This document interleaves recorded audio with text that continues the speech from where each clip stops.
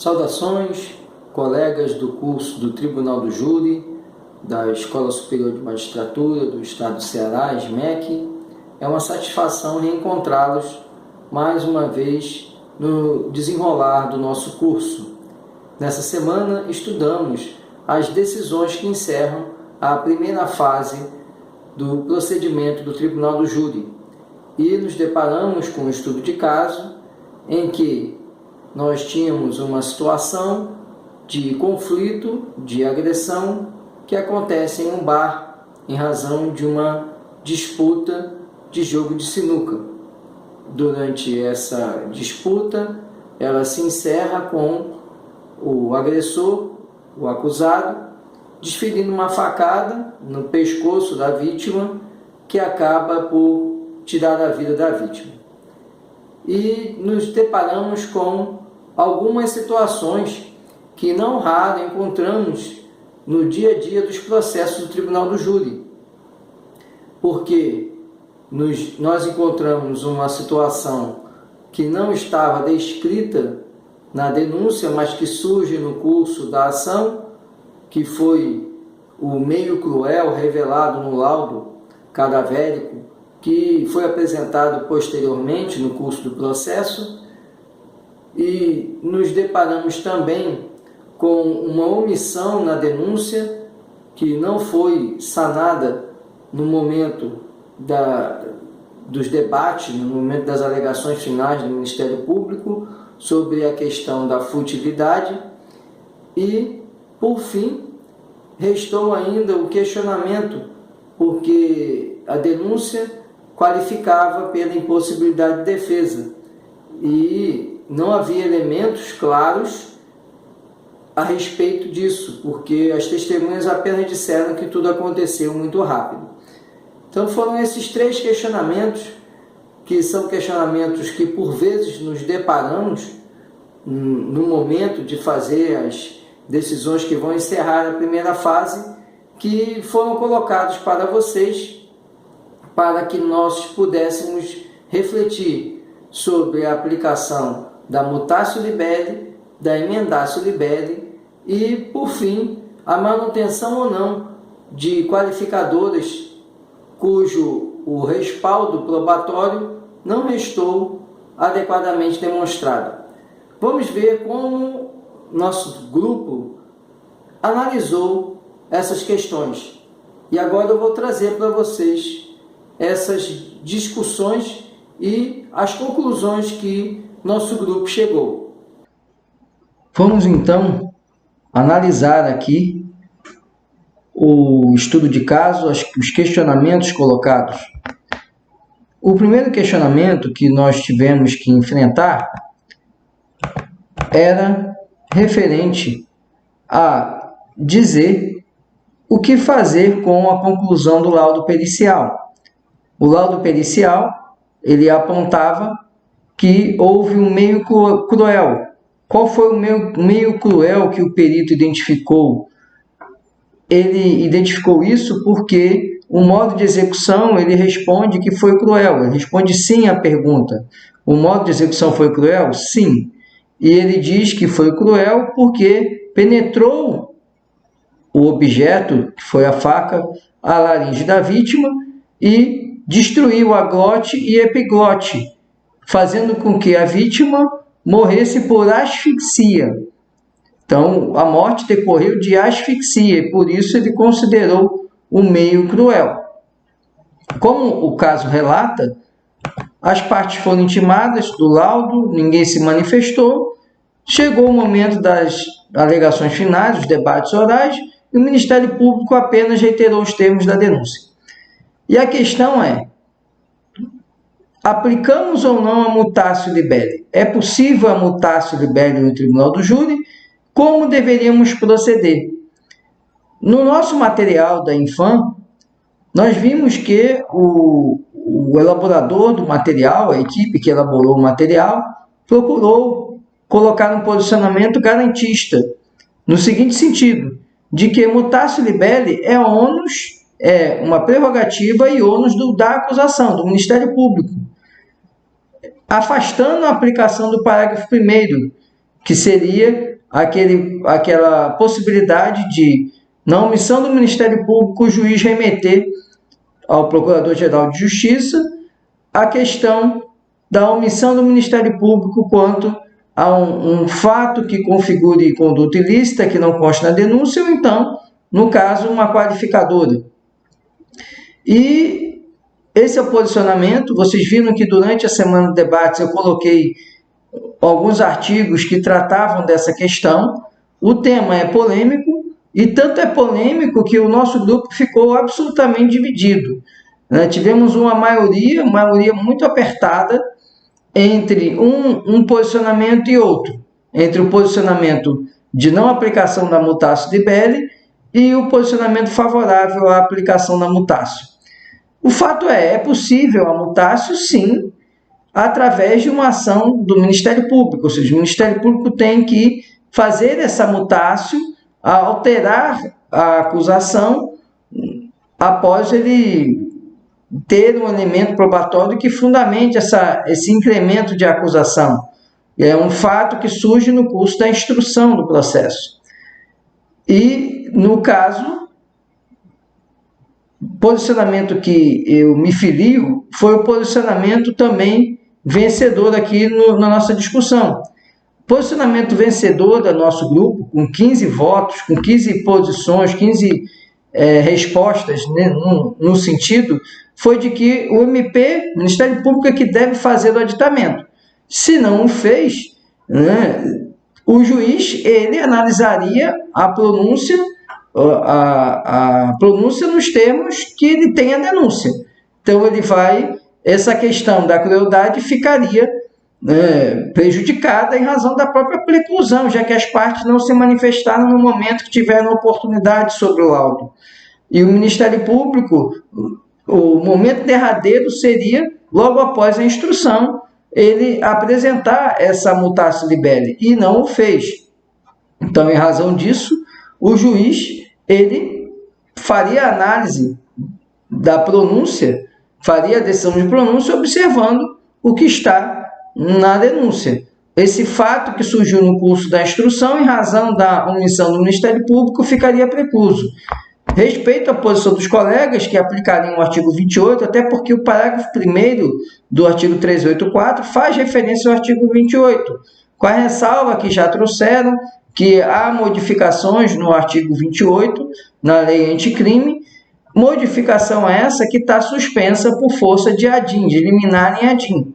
Vamos ver como o Supremo vai se posicionar sobre a aplicação ou não da nova redação do artigo 28, mas por enquanto essa nova redação está suspensa. Mas ainda assim, mesmo antes dessa alteração do artigo 28, o posicionamento doutrinário e alguns julgados eram no sentido de que o juiz ele não tem que impulsionar essa mutatio libelli. Isso é o ônus do Ministério Público, sob pena de preclusão. A segunda resposta, vejam, que é a posição de aplicar o parágrafo 1º do artigo 384, remetendo ao Procurador-Geral de Justiça, tivemos 13 colegas seguindo essa posição. Então, é um tema bastante polêmico, aplicar ou não a mutatio libelli, se seria um ônus ou não do juiz, isso, de reconhecer nessa omissão do Ministério Público, remeter os autos ao Procurador-Geral de Justiça ou não. E eu, respeitando os demais colegas, me filio à posição vencedora do grupo, que foi por uma diferença muito apertada, 2 colegas a mais, ou seja, 15, no sentido de que o juiz ele não aplica a mutatio libelli, ele não faz acontecer a mutatio libelli se há omissão do órgão acusador. Então, entendo que deveríamos apenas seguir em frente. E um aspecto importante que alguns colegas apontaram e que também era uma solução para a questão era exatamente a ausência de dolo no agente no meio cruel. Alguns colegas até informaram isso na resposta, acrescentando essa posição de não fazer a remessa ao Procurador-Geral, a ausência de dolo do agente. Nós estamos diante de pessoas que aparentemente não têm uma instrução elevada. O agressor, ele, ao que parece, a questão não fala isso, mas fica patente que não é uma pessoa que tem conhecimento de anatomia humana.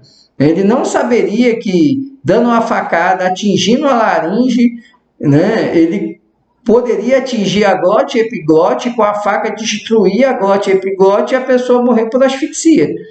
Ele não tem conhecimento para isso. Ele simplesmente deu a facada no pescoço. Ele, obviamente, não há dúvida, né, ao menos do dolo eventual quanto à intenção de matar, né, ainda que o dolo não fosse direto, pelo menos um dolo eventual. Ninguém que dá uma facada no pescoço quer só machucar. Então, a intenção seria realmente matar. Mas ele ter a intenção de destruir a glote e epiglote realmente é algo que transcende, a não ser que ele fosse um médico, um profissional da área de saúde com conhecimento em anatomia humana. Do contrário, ele quis provocar a morte e não queria saber qual seria a forma da morte. E, obviamente, ele não tinha intenção direta ou ainda eventual de ser por asfixia. Ele quis matar de facada. E dois colegas apontaram com correção, fazia parte do meu raciocínio, essa discussão também, se um meio cruel passava ou não pelo dolo do agente. Nesse caso, obviamente, não passava. Tá? Então, seria outra solução, seria não aplicar a mutatio libelli, porque, na verdade, não passou pelo dolo do agente um meio cruel. Em nenhum momento, quem dá uma facada imagina que essa facada, por mais que cause dor, cause sofrimento na hora da morte, né? Mas a pessoa não dá a facada porque quer ser cruel, ela dá a facada porque era o único instrumento que ela tinha para praticar a agressão. Então, o raciocínio também seria afastado, essa questão da mutácio, por essa ausência de dolo do agente no meio cruel. Seria uma outra solução, e alguns colegas apontaram isso, embora também tenham defendido a não aplicação da mutatio libelli. Vamos então agora à nossa segunda situação, dentro desse mesmo estudo de caso, que era o motivo do crime, se caberia ou não emendatio libelli. E nessa questão tivemos já uma posição mais tranquila, praticamente unânime do grupo, né? 26 colegas seguiram esse entendimento, que seria o meu entendimento também, atentando que na denúncia consta a questão do fato. Né? Diz lá que o motivo que levou à briga foi a disputa de sinuca, em que o agressor perdeu R$2. Eles beberam uma garrafa de cachaça e, no meio da partida de sinuca, quando um deles perdeu R$2, ele ficou indignado com essa perda desses R$2 e esfaqueou a vítima, ceifando a vida da vítima. Então, isso está narrado na denúncia, né? Só que não foi capturado. A denúncia foi por impossibilidade de defesa, surpresa ou impossibilidade de defesa, né? E não mencionou a futilidade. Então, esse fato estava narrado na denúncia, não foi algo que surgiu no curso da instrução. Foi algo que estava já narrado na denúncia, mas não estava capturado, não estava tipificado. E a maioria dos colegas, a imensa maioria dos colegas, entendeu que sim, que caberia reconhecer a qualificadora do motivo fútil, já que realmente era desproporcional, era insignificante, uma derrota num jogo de sinuca onde foi apostado R$2, um indivíduo praticar uma agressão de tal natureza de tirar a vida do outro. A futilidade está bem latente aí. E as testemunhas corroboraram que a briga decorreu dessa disputa de um jogo de sinuca. Então, de fato, caberia emendatio libelli. O próprio material da Infam deixa claro que é possível sim emendatio libelli sem ferir o princípio da imparcialidade do juiz. O que o material da Infam coloca é que esse princípio fica realmente agredido no caso da mutatio libelli, mas no caso da emendatio, não, porque o fato já está narrado na denúncia e apenas o que está se alterando é a capitulação do fato, por uma ausência de capitulação, uma omissão da acusação em não capitular o fato. Então, o entendimento dominante foi de aplicar sim a emendatio libelli, e é o caso de aplicar sim, né? E os colegas que entenderam que não, entenderiam que a denúncia deixou de trazer os fatos que sejariam a causa de aumento, e sua inclusão violaria o princípio da correlação.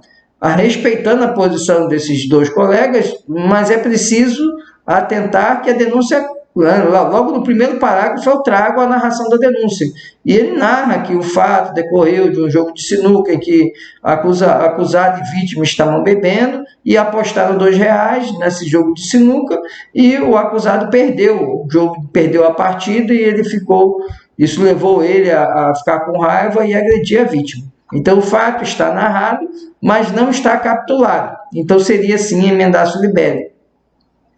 E a última pergunta que eu trouxe para vocês era sobre a qualificadora da surpresa, porque a surpresa ou impossibilidade de defesa, porque o Ministério Público denunciou nos termos do artigo 121, parágrafo 2º, inciso 4º, né, que é a surpresa ou impossibilidade de defesa da vítima. E nós vimos que as testemunhas apenas afirmaram que foi tudo muito rápido. Foi tudo muito rápido e, por isso, não puderam afirmar se houve essa impossibilidade de defesa ou houve a surpresa. Alguns colegas, com razão, porque essa afirmação nós não vimos porque foi tudo muito rápido, dá a entender que isso corroboraria para a surpresa.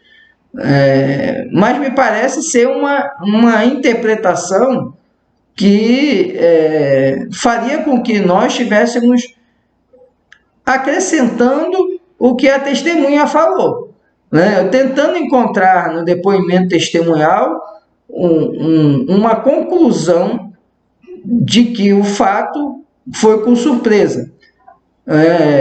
Porque a pessoa dizer que foi tudo muito rápido, muitas vezes quer dizer apenas que ela não estava olhando, que ela estava distraída e, de repente, ela, quando viu, um já tinha esfaqueado o outro. Então, na verdade, me parece, respeitando a opinião desses colegas que entenderam dessa forma, e seria um entendimento possível, mas me parece que quando a testemunha diz que foi tudo muito rápido, é porque ela, na verdade, não viu. E é o que eles falam, né? Que eles não viram porque foi tudo muito rápido. Então, se não viram porque foi tudo muito rápido, eu não posso concluir que houve surpresa ou houve impossibilidade de defesa. E mais uma vez aqui, as respostas foram bastante divididas. As opiniões foram bem divididas, né? Nós tivemos aqui 16 colegas que entenderam que não incluiriam na pronúncia essa questão da impossibilidade de defesa ou da surpresa.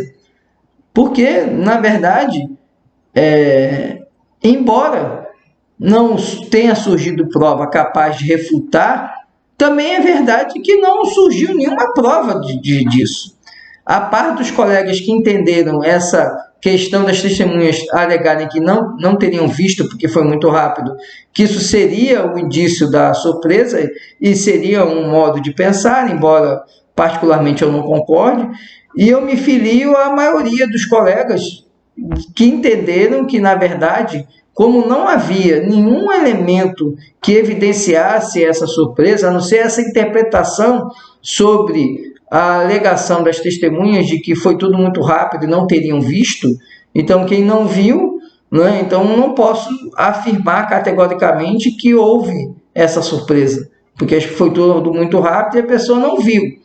E o não viu, né, eu não poderia subentender que haveria sim a surpresa.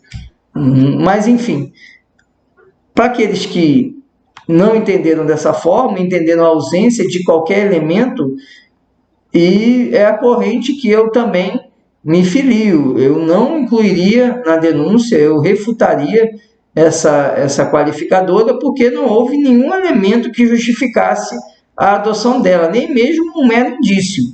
né, e ressalvando aqui o ponto de vista dos colegas que interpretaram essa fala das testemunhas de que foi tudo muito rápido e não viram, de que isso seria a surpresa, isso seria um indício da surpresa.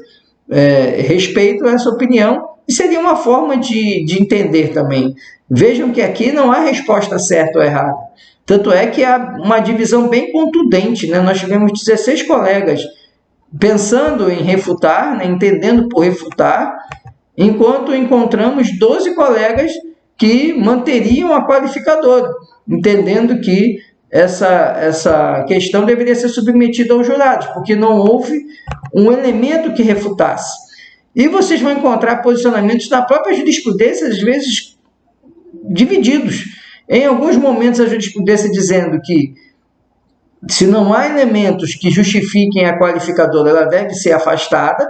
Em outros, dizendo, se não houve elementos que refutassem, ou seja, que não houve provas que afastassem claramente a qualificadora, que caberia ao júri decidir sobre a exclusão ou não dessa qualificadora, ou seja, o juiz deveria colocar na pronúncia. E, a par desse segundo entendimento, me parece que você submeter um réu ao crivo do jurado, sem haver elementos, no mínimo indiciários, que justifiquem essa qualificadora, é o mesmo que você também receber uma denúncia sem nenhum indício. Porque você está submetendo ao juiz natural, que é o júri, algo que não há nenhum elemento. Então, me filio aqui a maioria dos colegas que se posicionaram por não incluir na pronúncia, já que não havia no conjunto probatório nenhum elemento que sustentasse a existência dessa qualificadora. As testemunhas não agregaram informações nesse sentido e, portanto, deve vigorar o princípio da presunção da inocência. E seria feito aqui o corte da qualificadora, a retirada da qualificadora, e essa seria também a minha posição, porque justamente não há nenhum elemento. O fato da pessoa não ver não significa que houve a surpresa. A pessoa não viu porque estava no celular na hora, no WhatsApp, estava lá bebendo a cerveja e conversando com uma pessoa que estava ali junto e não estava prestando atenção. Então, simplesmente inserir essa qualificadora, ao meu sentir, não haveria nem indício para isso. Respeitando a segunda posição, que foi um posicionamento também de boa parte dos colegas. Embora não tenha formado a maioria, mas tivemos 12 colegas que manteriam a qualificadora e submeteriam ao tribunal do júri. Entendendo que, nesse caso, caberia ao tribunal do júri, como juiz natural, decidir ou não pela manutenção da qualificadora. E vejam, repetindo, não há aqui uma resposta certa ou errada. Há posicionamentos, como eu falei, em um sentido e em outro. Em alguns momentos você encontra a mesma turma do STJ afirmando que deve ter elementos indiciários que justifiquem a qualificadora, e você vai ter outros julgados da mesma turma do STJ dizendo que cabe ao tribunal do júri decidir a manutenção ou não de uma qualificadora, desde que não haja elementos que afastem a qualificadora, ou seja, eu precisaria, no momento da primeira fase, precisaria a defesa provar a inexistência da qualificadora, provar a ausência dos elementos da qualificadora. Do contrário, ela tem que ser submetida ao crivo do tribunal do júri. Esse seria o segundo entendimento que nós encontramos na jurisprudência, como eu disse, ou da quinta ou da sexta turma, você vai encontrar julgados em um e um outro sentido, mostrando que a análise é feita muito mais caso a caso. E não é um caso a caso de aleatório, é o caso em concreto que é analisado, e nesse caso em concreto se conclui por decotar a qualificadora ou por manter a qualificadora. Então, esse posicionamento ele é muito mais decorrente da análise do caso em concreto, e caberá a nós, no momento em que nos depararmos com o momento, né, da fase processual da pronúncia, refletirmos e verificarmos se há ou não elementos que pelo menos minimamente justifiquem a manutenção dessa qualificadora para submetê-la ao crivo do Tribunal do Júri. Esse, então, era o que tínhamos, né, para conversar, e encerramos aqui a análise do nosso estudo de caso. Bom, esse, então, foi o retrato do que o nosso fórum produziu de discussão, de reflexão. Vocês conseguiram perceber que foi uma oportunidade muito rica de debate, que em algumas questões tivemos divergência muito forte no grupo, praticamente igualadas as posições em um ou outro sentido. Isso demonstra que estamos evoluindo no estudo e esse compartilhamento de posicionamentos nos faz enriquecer nossa reflexão jurídica, nosso conhecimento jurídico e nossa segurança para, no momento que estivermos nas nossas unidades judiciárias, decidirmos com segurança essas questões. Vamos agora à nossa próxima unidade, onde estudaremos a sessão de julgamento do Tribunal do Júri. Teremos também um estudo de caso, trazendo questões que são polêmicas e que nos deparamos diuturnamente no âmbito do Tribunal do Júri para nossa reflexão. Desejo a todos uma excelente semana e um estudo maravilhoso e proveitoso para todos. Contem comigo e vamos seguir nos nossos estudos. Um forte abraço a todos.